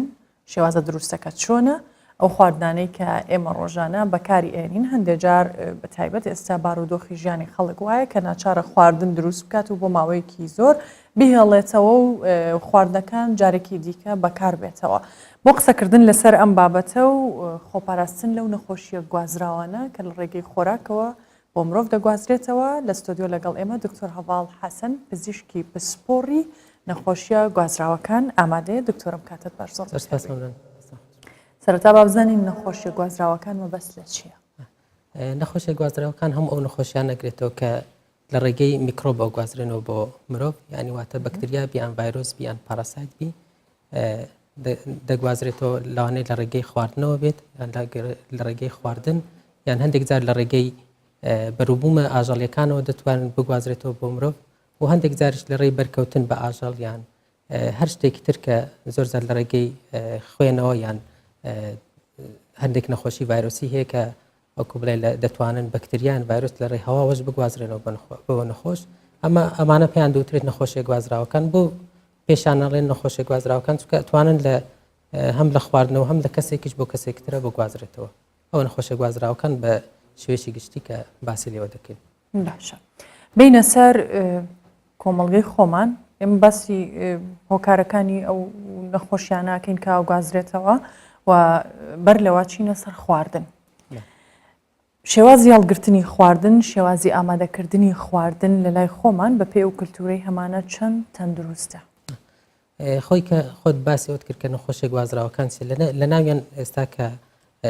کۆبڵی مانگی ڕەمەزانە تەسەموم یان ژەهرایی بوون بە خواردن کە ئەمەش هەر جۆرێکە لە نەخۆشیەکان کە دەگوازرێتەوە بۆ مرۆڤ دەتوانین بڵێن ئەمە چەند جۆرێکی هەیە لەوانەیە لە ڕێی بەکتریا بی لەوانەیە لە ڕێی ڤایرۆس بی یان لەوانەیە لە ڕێی پاراسایت بی ئەمانش چەند جۆرێک خواردن هەیە یان چەند جۆرێک خواردنەوە هەیە کە دەبێتە ژینگەیەکی لەبار بۆ ئەو بکتریانە یان بۆ ئەو ڤایرۆسانە کە ئەو کەسێک کە بە شێوەیەکی دروست یان بە شێوەیەکی خراپ بەکاری بێنە ئەو خواردنانە دەتوانێت بێتە هۆکار کە نەخۆشەکە تووشی مەسەلەن سوکچوون بێ یان تووشی ڕشانەوە بێ یان ئەو نەخۆشیانە کە پێوتر ژەهراییبوونی بە خۆراکیان بە خواردنەوە بەڵێ هیچ جۆرە خواردنێک هەیە کە بۆ نمونە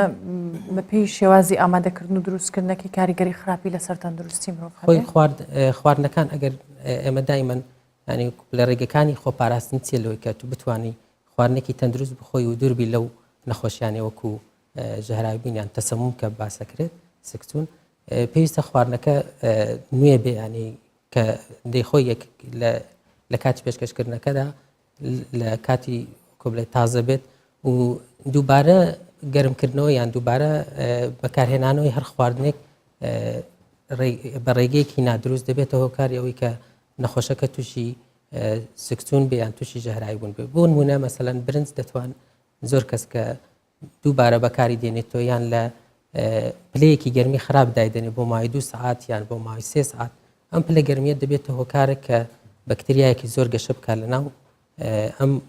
ژینگەیە و دەبێتە هۆکار بۆ گواستنەوە کە نەخۆشەکە تووشی سکتون یان تووشی ڕشانەوە کاتە چۆن هەڵی بگرێت چۆن دروستە خۆی دەبی لە دەرەجەیەکی هەیەنیکو ئەوەی کە هەمانە فرێزەر یان سەلازە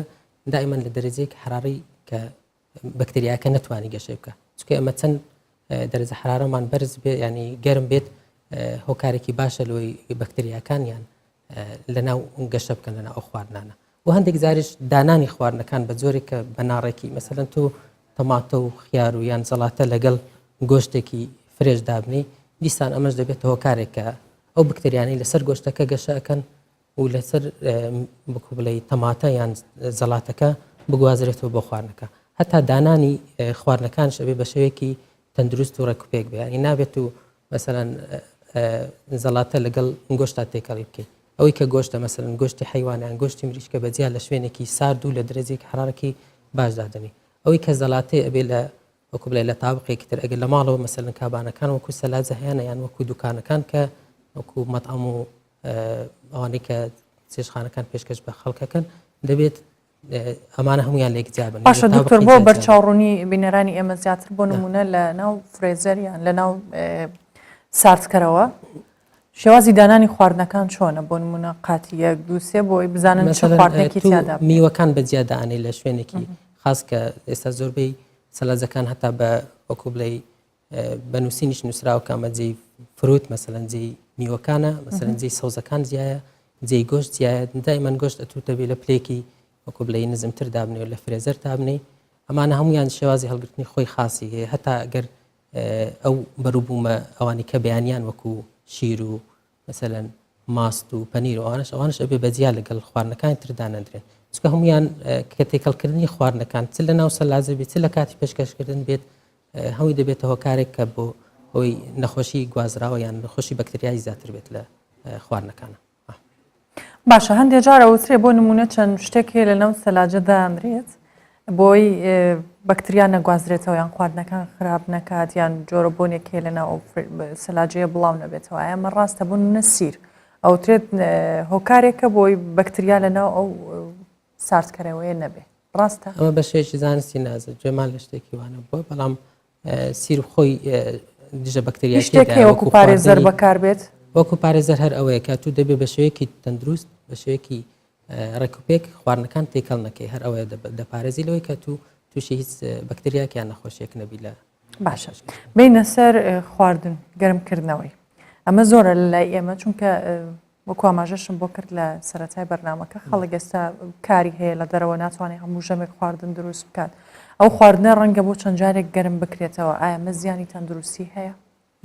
بەجێرەی هەندێک جۆرە خواردن هەیە بەڵام ئەوەی دەکرێت ینی چەندی بتواندرێت پێم وتیان یەک لە ڕێگەکانی خۆپاراستنەوەی ئەتکو خواردنێکی تازە و تەندروست پێشکەش بە ماڵەوە ئەگەر نەیتوانی مەسەلەن بۆ نمونە برنج یەکێکە لە هۆکارەکان کە دووبارە گەرمکردنەوەی دەبێتەوە کارێک بۆ گواستنەی نەخۆشی مەسەلەن بەکتریایی بۆ ئەو کەسە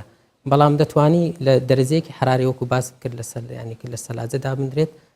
کێشەکەی کەمتر دەبێتەوە ئەوەی ئەتوو لە وەکو بڵێ لە پلەی گەرمی ژوور دابنەی بۆ مای ڕۆژێک یان بۆ مای دانەیەک و دواتر دیسان بێگەرمی کێوە خۆی ئەمە دەبێتە هۆکارێک بۆی تووشی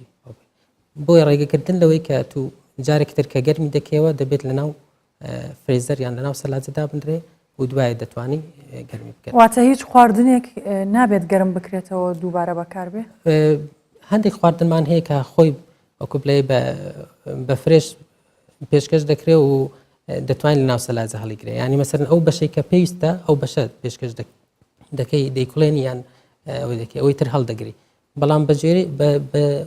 شێوەیەکی بەستەوەیە ئەو خواردنەکە زۆرە بەشی خۆی لێ گەرمەکاتەوە خۆی لێ گەرمەکاتەوە ئەوی تر هەڵیگرێ بەڵام بە شێوەیەکی گشتی باشترێت و ئەو بەشە ینی بەشێکی وا ئامادەکەی کە ئەمڕۆ پێویست ینی لەو جەمە پێویستە ژەمێکی تر داینەنی باشە بۆ نمونە باسی برنجت کرد ئەگەر ئەوە وەرگین لە بەرەوەی زۆر بەکارێت لە ناو خەڵک دەتوانێت تا چەند جار گەرم بکرێتەوە وتم ناتوانانی بەڵام ئەگەر بتوانانی لە دوو جار بەکاری بینێ باشترە لە ناو فرێزەر هەڵیگری و دوای بەکاری بێنەوە نەک لە ژوور وەکوڵێ لە پلەی گەرمی ژوور تا بنێ بۆ مایدانەیەک یان بۆ مای ڕۆژێک و جارێک تر گەرمی بکەوە چکە خۆی کە لە ژوور داتناوە وەکو بڵێ ژینگەیەکی لە بارد بۆ بەکتریانە دروست کردووە کە بتوان لەناو برنجەکەی گەشە بکەن چکە بەکتریای خاصمان هەیە کە حەزەکە لە برنج لەناو برنج گەشە بکە ئیتی جارێک تریش کە گەرمی دەکەوە دیسان ئەوانە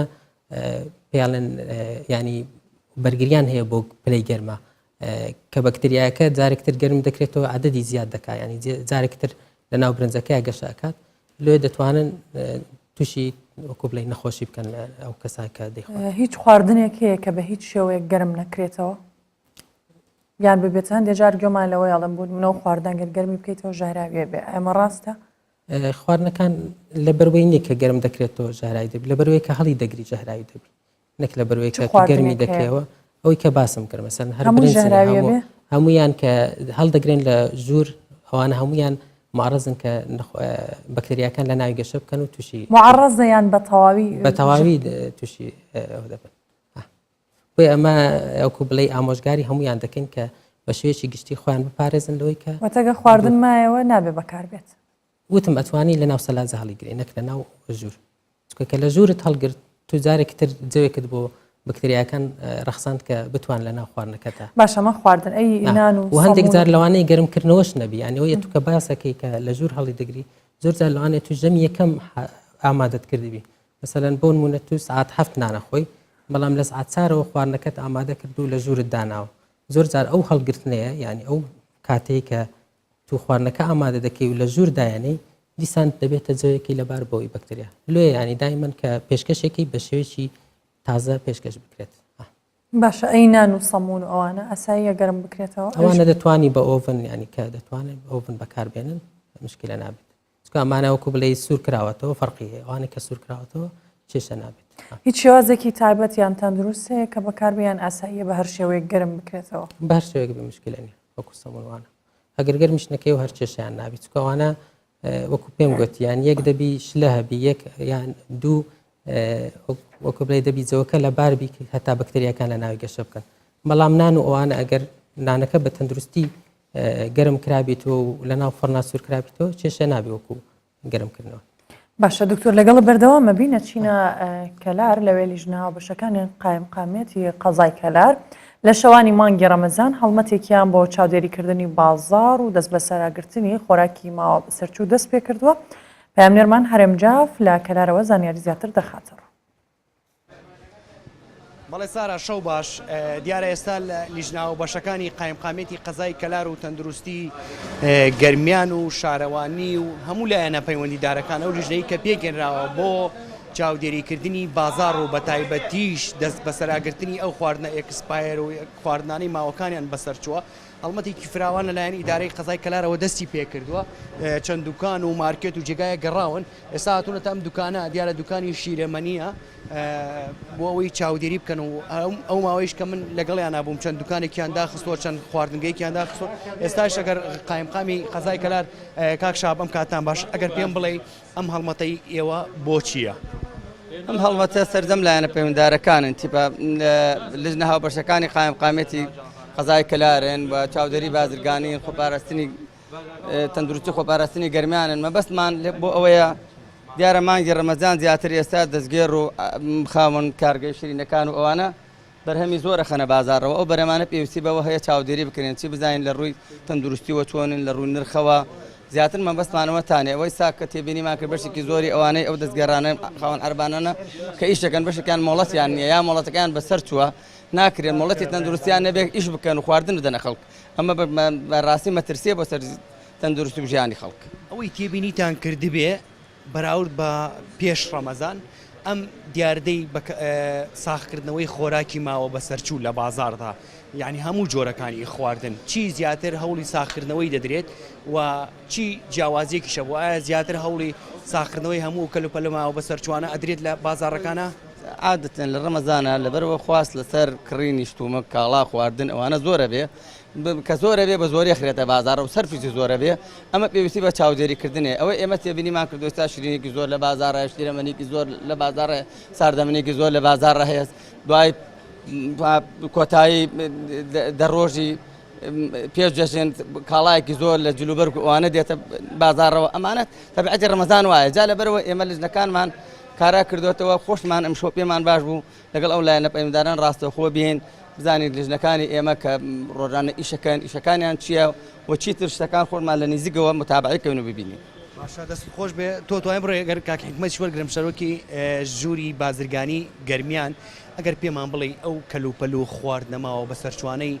زیاتر لەکوێوە دێنە بازاڕەکانی گەرمیان بە شێوەیەکی گشتی. بەڵێ ئێمەکو بەڕێوەبەری چاودێری بازرگانی گەرمیان ئێمە بە چڕی و بە وردی چاودێری بازاڕەکەین ئەو کاڵا و شتومەکانێکەوە ئێستا لە بازاڕن ئێمە وەکو چاودێری بازرگانی چاودێری دەکەین واروەها کاڵای خراپ نادوێتە بازار بەس بەڵام ئەو خۆراکانەی کەوا عمریان کورتایان عمریان لە تەوابوونیان تەواو بووە بەسەر چووە ئێمە دەستی بەسەراگرین. دەواازە سنووریەکان ئەگەر بە کورتی پێم بڵێ بۆ نمونە مەرزی پەروێزخان کە زۆربەی خۆراک و پێداویستیەکانی کەلوپەل و زۆر پێداویستی ئەوانە بۆ بازاڕی گەرمیان زیاتر لە پەروێزخانەوە دێت دەواازەکانی دیکەیش ئەمانە تا چەند وای کردووە لەوێشەوە زۆر جار خۆراکی ماوە بەسەرچوو بێتە بازاڕەوە. تاوەکو ئەمڕۆ لە مەرزی پەروێزخان هیچ بابەتێک یان خواردنمەنیە کەوا بەسەر چوو بێت هاتی بێتە بازاڕەوە بەڵام هەندێک خۆراک هەیە مەسەرەن بۆ نمونە ئێرانیە یان گومرگ نەکراوە ئەوە هاتووەتە بازار و دەستمان بەسەرا گرتووە ئجرعاتمان کردووە بەڵام وەکو شتی خراپ لە مەرز ناتوەتە ژوورەوە هەمووی ئەوە شتانەی کەوا دێت ئێمە بە فەرمانگە پەیوەندیدارمان هەیە کەوا لە مەرزەکانن پشکنین بۆ خواردنانە. چی داواکارێکتان لە هاوڵاتیانەیە لە ئەگەری بینینی خواردنی ماوە بەسەر چوو؟ بەڵێ ئێمە لێرەدا داوا لە سەر جەم هاوڵاتیان سنووریدارەی گەرمیانەکەین لە بینینی گرانی نرخ لە هەر فرۆشگایەکیان خواردنێکی خراپ یان ماوە بەسەرچوو دەتوانن ژمارەی مۆبایلەکانمان بەڵاوەوە بووە لەناو و هەیە لە لای هاوڵاتیان دەتوان پەیوەندیمان پێوە بکەن بۆ ئەوەی بەدواداچون بکەین و ئەجراعاتی یاسای بەرامبەر سەرپێچیکار بکەین. زۆر سپاس بۆ بەڕێستان سەرۆکی ژووری بازرگانی گەرمیان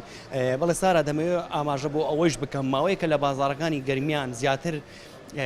جۆرە خوورمایەک کە ئەیانەوێت ساغی بکەنەوە یاخۆ شیرینەمەنیەکان ئەمانە وای کردووە هەندێک لە بازاڕەکاندا مخۆمخۆیەک دروست ببێت نیگەرانی خەڵکی لێ بکەوێتەوە بەڵام لیژنە هاوبەشەکان وەکو قایمقامی قەزای کەلار و سەرۆکی ژووری بازرگانی گەرمیانش ئاماژەیان بۆەوە کرد ئەوان هەڵمەتێکی فراوانیان دەست پێکردەوە بە ڕۆژ و بە شەو و ژمارە تەلەفۆنەکانیانیش بڵاو کردوێتەوە بەناو خەڵکیدا بۆ ئەوەی لە هەر حاڵەتێک کە خواردنەیەکی ماوە بەسەرچوو یا هەر جۆرێکی خواردن و کەلوپەلێکی ماوە بەسەرچوو دەبینن ئاگاداریان بکەنەوە ئەمان دەست بەجێ ئەو خواردنانە لە ناو بدەن و ئەو کەسەشی هەڵ ئەسێ بە ساکردنەوەی غەرامە بکرێ مەبلەغێکی پارەی لێ بسێنرێ یان دوکانەکەی دابخرێ یان جێگاکەی دابخرێ. وەڵە سارا من دەگەڕێمەوە بۆ لایەوە. سپاس بۆ هاوکارمان هەرێمجاف لە کەلار لەگەڵمان بوو. دکتۆر هەڤاڵ دەگەڕێمەوە لای تۆ هەر تایبەت بە خواردن ئەوەی بینیمان ئێستا لیژنەکانی قایمقامەتیش لە بازاڕە گەڕێن بۆ خواردنی ماوە بەسەرچوو شیرینی یەکێکە لەو خواردانەی کە لە بازار زۆر ئەمێنێتەوە لە ماڵیش هەندێک جار ئایا شیرینی خراپ ئەبێت یان شێوازێکی تایبەت هەیە بۆ هەڵگرتنی بۆی خراپ نەبێت؟ خۆی کە باسی ژەهرایی بوونمان کردیان نەخۆشیە گوازراوەکان شیرینی یەکێکە لەو وەکو بڵێ لەو ژینگەی کە زۆر خۆشەویستە لای بەکتریاکان یانی حەزیان لە شیرینیە و دەتوان گەشەی تێدا بکەن بەڵام شیرینیە کە بە شێوەیەکی دروست هەڵبژیرێ سەلم بۆ نمونەوەی ئێستا باسی خورما کرد احتیمالە ئەمە لە بەڕێگەیەکی ناتەندروست کەوتبێتە ناو بازارەوە و چۆنیەتی هەڵگرتنەکەشی هەر بە شێوەیەکی ناتەندروست بێت ئەتوو شەربەتێک مەسەلەن بۆ نمونە شەربەت کە شیرینی تێدایە شەکرێکی هێزگار زۆری تێدا ئەگەر شەربەتێک لەبەر هەتاو دابدرێ و نەزانین سەرچاوەکەی لەکوێ دروست دەکرێت و چۆن دروست دەکرێت و ئەوانەی کە دروستی دەکەن بە شێوەیەکی پاک هەڵی نەگرن یان بە شێوەیەکی پاک دروستی نەکەن ئەمەشان هەر دەبێتە هۆکارێک بۆی کە نەخۆشیەکانی و بەکتریا بگوازێتەوە بۆ باشە هەندێک جار خەڵک هەیە ئەڵێ من ئەوە چەندێکە ئەو خواردنا خۆم هیچیشم لێ نایە هیچ نیشانێکی تایبەت هەیە بۆی دەرکەوێم کەسە ژەهراوی بوویان خواردێکی خواردن باسمان کرد ژەهراوی بوون لە ڕێی بەکتریایان پاراسایتیان ڤایرۆسەوە بێت نیشانەکان مەسەلەن سکچون و ڕشانەوەیە چۆن دەزانی ئایا لە ڕێی ئەو خواردنەوە دروست بوویان لە ڕێی چ جۆرە خواردنێکەوە دروست بووە هەندێکیان هەیە بە جۆری کاتەکە ئەزارین مەسەلەن تۆ لە دوێنەوە شتێکت خواردووە ئەوڕۆ دوای 8 ساعت یان دوای 12 ساعت ڕشانەوە دەست پێکەی دوای ئەوە دەبێتە سکچون ئەمانە نیشانەکان بە جۆری بەکتریاکان بە جۆری ڤایرۆسەکان دەگۆڕێ ڤایرۆس هەیە لەوانێ دوای 24 ساعتەوە دەست بە نیشانەکان بکات بە جۆری نیشانەکان و چۆنیەتی ئەو خواردنەی کە خواردێتی کە دێتە لای دکتۆر یان خۆی کە لە ماڵەوە بزانێت دەتوانی بە ژێری خواردنەکە بزانێ چ جۆرە بەکتریاکیان چ جۆرە نەخۆشیێکی توش بووە. باش ئەگەر هیچ نیشانەیەکی لێ دەرنەکەواتە کاریگەری خراپی نەبوو ژەهرایی بوون بۆچێ خطوڕەتی زۆرە ینی ئەو کەسانە چن کە زۆر خطوڕەتیان هەیە لەسەر ژەهرایی بوون چکە بابینەران زۆر نەترسێن لەوەی کە ئەمە باسی ژەهرایی بوون دەکەن شتێکی زۆر مەترسیدارە. مەترسیدارە بۆوانی کە لە خوار 5 ساڵن ینی مناڵانی بچووک کە لە خوار 5 ساڵن و لەوانەی کە بەتەمەنن ینی بە ساڵات چوونە. ئێمە لەو دوو گروپە ئەترسین کە تووشی ژەهرایی بوون چکە ئەوانە بەرگری لەشیان تۆزێک ساوایە ینی بە جۆری پێویست نیە ئەوانەی کە بە سەڵاتوشن هەر بەرگری لەشی و نەخۆشی تریان لەگەڵا بۆیە دەبێ ئاگادار بین ئەوانە تووشی ژەهرایی بوون نەبن. ئەوانەی تر وەکو بڵێ ئەوانەی کە لەو تەمەنانەی ترکە دەڵێم زۆر خطوڕەتیان نییە بە جۆرەی کەسەکە ئەگۆڕێ زۆر کەس احتیمال هەر لە ماڵەوە بەبێ ئەوەی هیچ عیلاجێکی پزیشکی وەرگریان بەبێ هیچ شتێکیش بکە خۆی چاکە بێتەوە بەبێ خواردنی هیچ شتێک و هەندێک جارش پێویست دەکا کە بەس شلەیەکی وەکو مەسەلەن برنجی شل دەتوانی خۆی تێ بکە یان دەتوانی شتێکی شل بخوات بە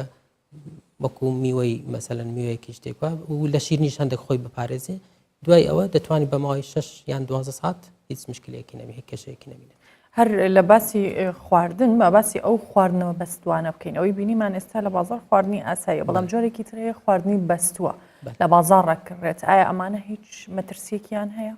خۆی ئەوانەی خواردنی بەست و مەترسیان نیە لۆ چکە ئەوە بە دەرەجە حرارەیەکی لە فرێزەرە دەمێنێتەوە و کێشەی نیە کە پێشکەشی دەکەی یەکسەر وەکو بڵێ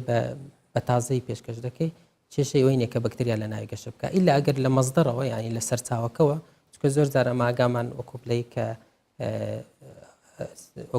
بەحث کراوە یان لە زۆر وڵات کە مەسەلەن مریشکێک یان جۆرە مریشکێک کە داخل بووە مریشکی بەستوو بووە بەڵام کە پشکنینی بۆ کراوە دەرچوە کە بەکتریای لەسرە یعنی ئەو لە سەرچاوەکەەوە بەکتریای لەناو ئەو مریشکێت چکە دەبێت مەسەلەن تۆ نسبەت هەیە لە کوالت کۆنتترۆل کە ئەوانەی کە داخل دەکەن نسبەیەکی ئەوە هەیە و پشکنینی بۆ دەکرێت نابی ئەو جۆرە بەکتریانە لەناو ئەو جۆرە مریشکانە بەنی بە شێوەیەکی تایبەت مریشک تووشی ئەو مشکلانە دەکاوەکو بەکتریای سەلمۆنێلا کە ئەمە لەناو خەڵکا پێڵەن تووشی تیفۆ بووە یان تووشی ئەوە زۆر خەڵک لەناو مەدەڵێت تووشی تیفۆ بوومە واتە بەرهەمەکانی تر ژەراوی نابێ وەکو ماسی و گۆشت و ماسیش ئەین ژەهراوی دەبێت بە شێوەیەکی گشتی مریشکێک لەو جۆرانەی کە ئەگەر لە دەرەوە یان لە ناوخۆش بە شێوەیەکی دروست پێشکەش نەکرێت احتیمالە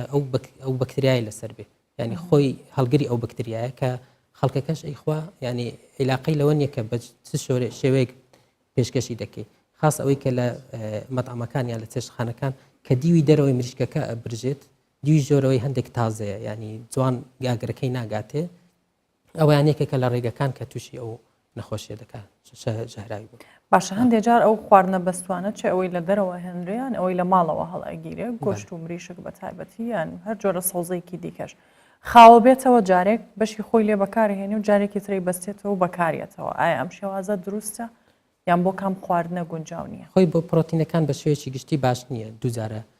بەکاربێنەوە ینی کە مریشێک تۆ مریشکێکت هەیە لە ناو مەسەلەن فرێزەرە داتناوە ئەوەی کە پێویستە ئەوەندە ئەو بەشەیە لێ جیاکەوە و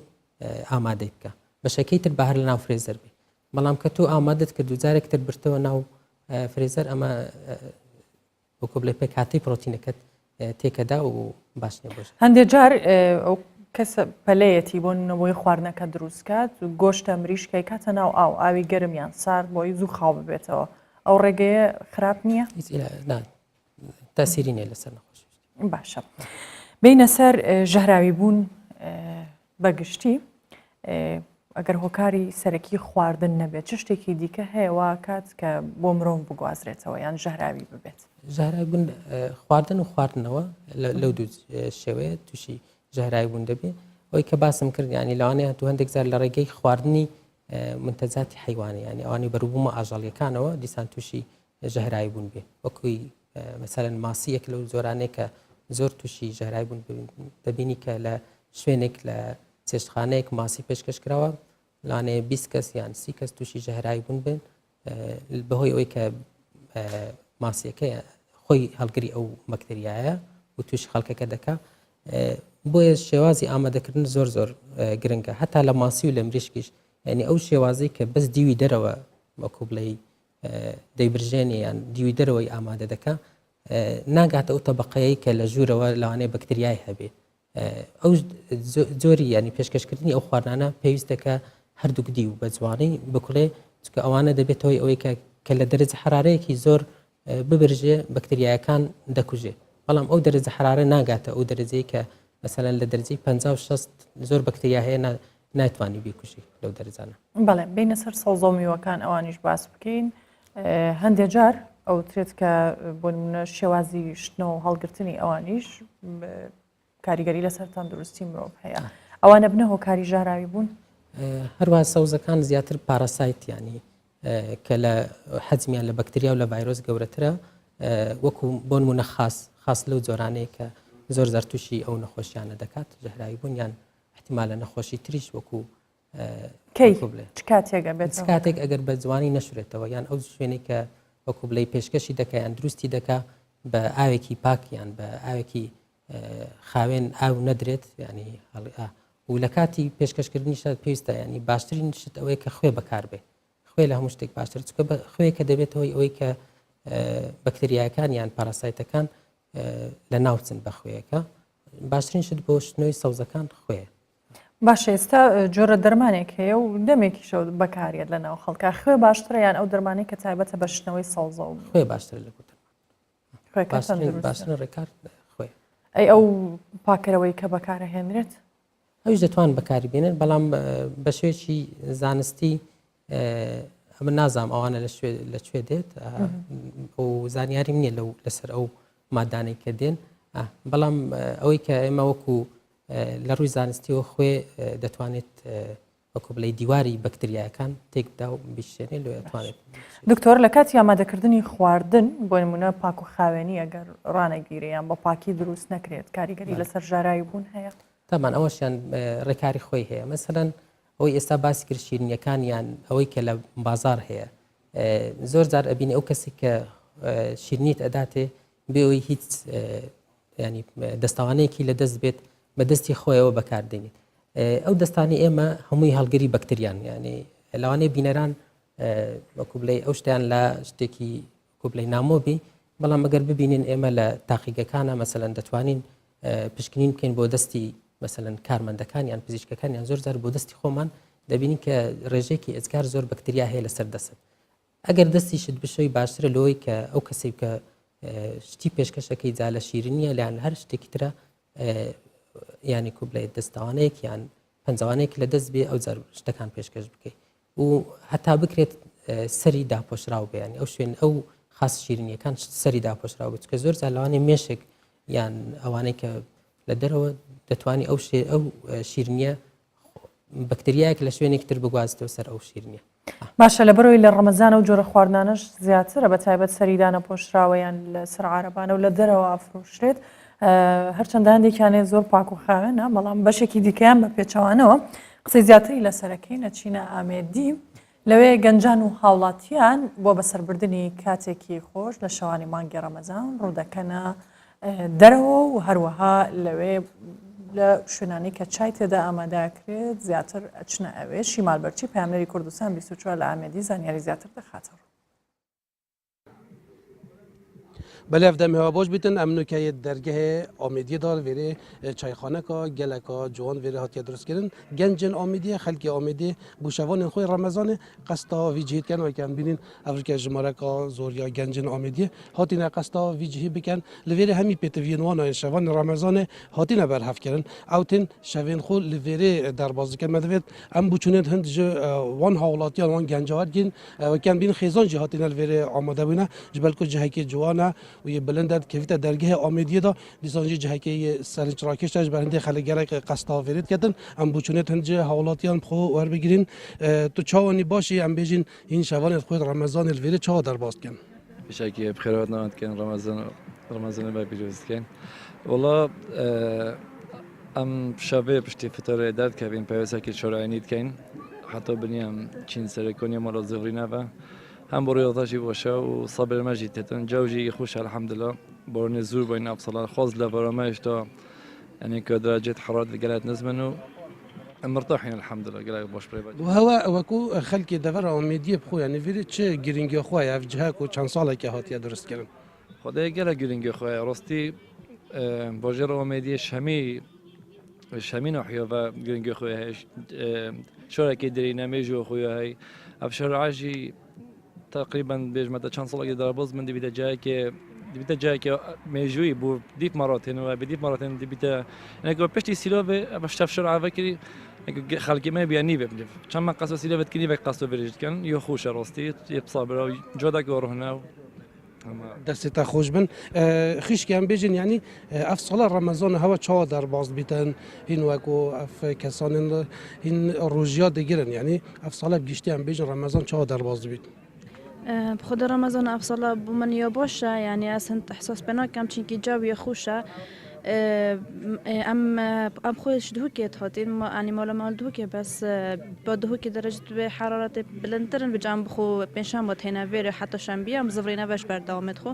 بجاو دروجت ویره بمگله که خوشه و جوی خوشه مروف شد بخو شباب در کبیب شده پوسته که یعنی دا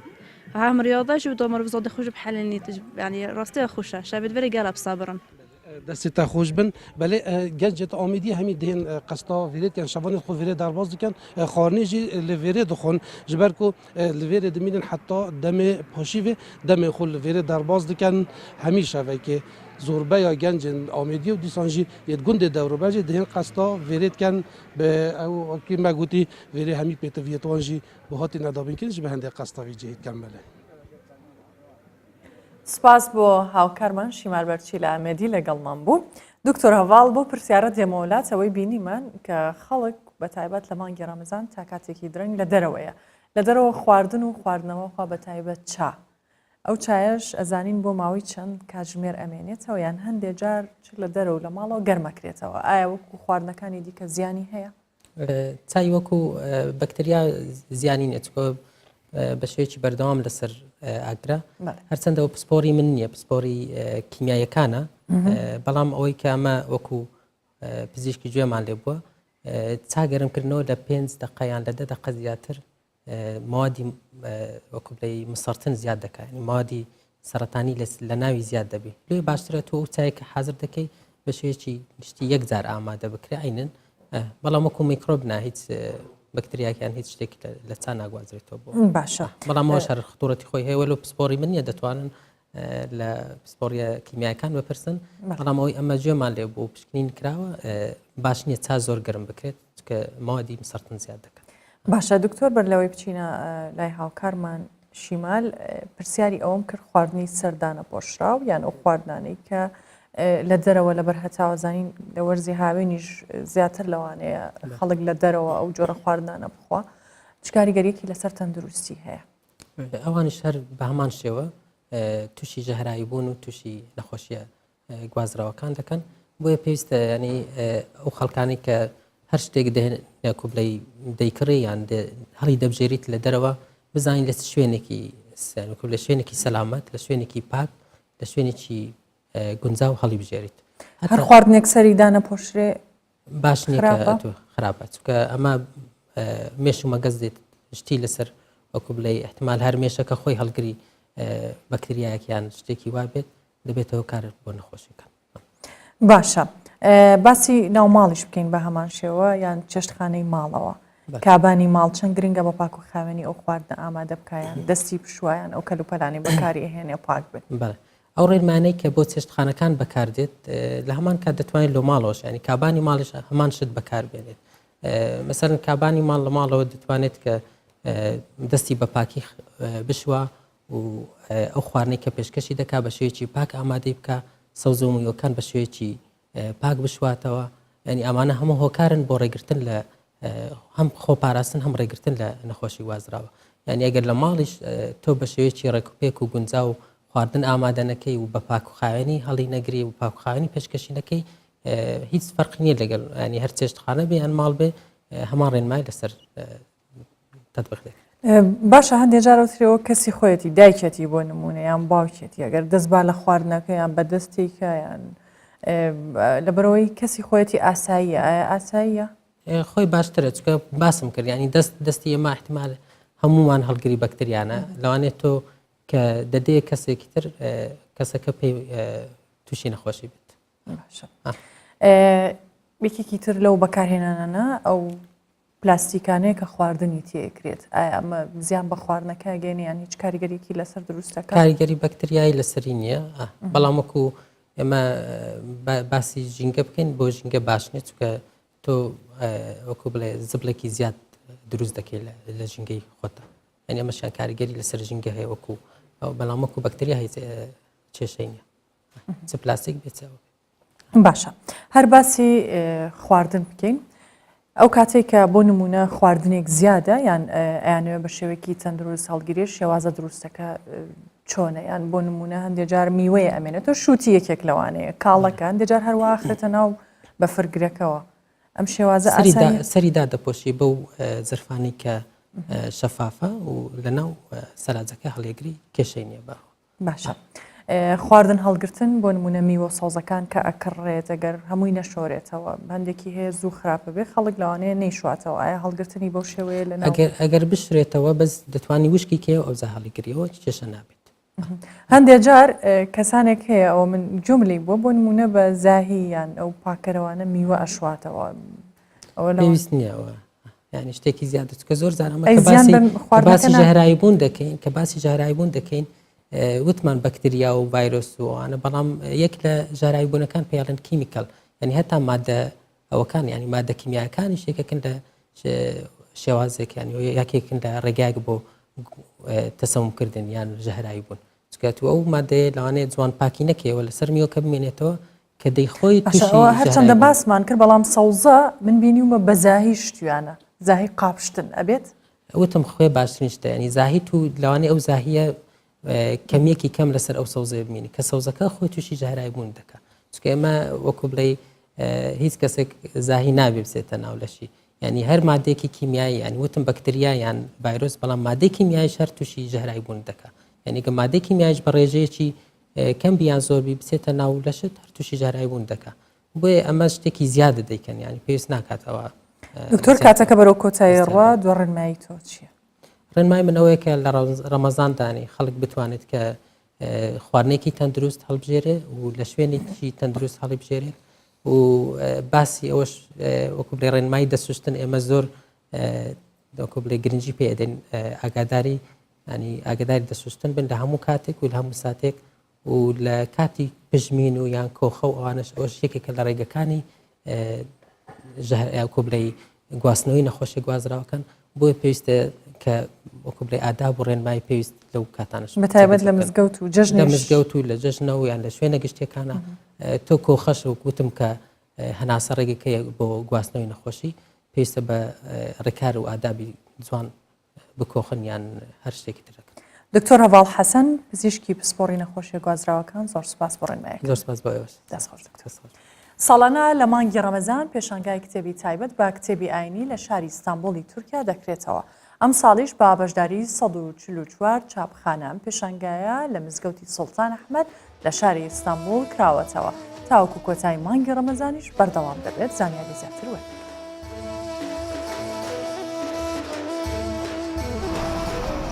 بەهاتنە مەهە رەمەزانê li Stenbolê çalakiyên ji hev cuda birêve diçin ku yek ji wan jî organîzasyonên kulturî ye.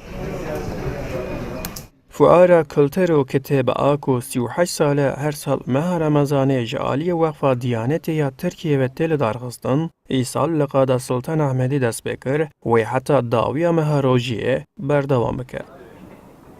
Di fuarê de ku li ser erdê 2000 metre ducar hatiye avakirin, zêdetir kitêbên olî, ilmî, felsefî hene û 144 weşanxane lê cî dikirin. Yaklaşık 30 yıldır Evnêzî 30 salin em karê weşangeriyê dikin. Zêdetir kitêbên olî difrojin. Her sal jî em beşdarî fuarê dibin. Li Tirkiye ku welatekî misliman e, gelek dibistanên olî hene, lê li nav hemû kitêban, rêjeya firotina kitêbên olî ya salana sidî de he. Yani alaqeya civatê bo xwendina kitêbên elmî gelek kêm e. sevindirici bir Kesên serdana fuarê dikin daxwaza zêdebûna hejmara weşanxaneyan dikin da ku zêdetir kitêbên cudatir peyda bikin. İstanbul gibi dünyanın li metropolekî mîna Stenbolê ku li nav mezintirîn bajarên dinyayê de cih digire, fuarekî wiha têra niştecihên vî bajarê nake. Di meha Remezanê de dil dixwaze ku hemû weşanxaneyên elmî li vir bûyan lê halê hazir jî cihê şanaziyê ye. Kitap evlerine de Li gor amarên Weqfa Diyanetê salên berê rojane 6000 kes serdana fuarê dikirin, îsal tê hêvîkirin ku ew hejmar bigihîje 10,000. Ercan Kurdistan 24 İstanbul. پاشیبمان پێشکەشکردن تاوەکو سبینەوە لە پرۆگرامێکی نوێدەین وڵاتە